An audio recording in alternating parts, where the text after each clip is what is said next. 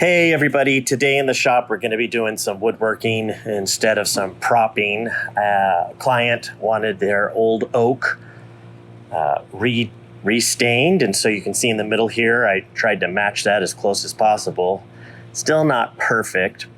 It involved a lot of sanding. You can see the natural oak compared to the old finish, and I took this from an 80 grit all the way up to a 180 grit. It came out really nice, and it just needed some stain. So you can see here, prior to the staining, it's important to tack cloth. That gets rid of all the dust, and that's so that you don't capture any lumps or bumps in the final staining process. I don't do this often, but on this project I did. Between 120 and 150, I sprayed it wet and then let it dry, and that raises the grain. And then I take the 150 and 180 and I sand it back down, and that really helps to just give it a nice smooth finish. So I'm using some, is it like American Eagle? I'm using American Eagle stuff that I got from Woodcraft. But here you can see it's just gorgeous. It looks amazing. I was getting ready to put a top coat on it, and the client said, you know, I think I would rather you just paint it white.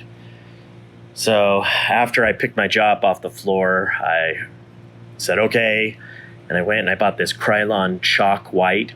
I should have just painted the underside lip on this too, but I taped it off just so that I can paint the underside. I can paint the rail.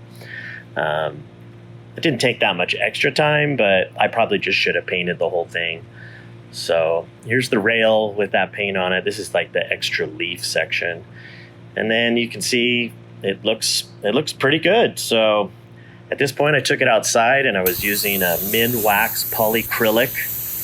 It sprays really well. It's not super thin, but it does the job. I've used it before on stuff, never on anything just clear like this, but usually over painted items. So after some time in the sun drying, here you go.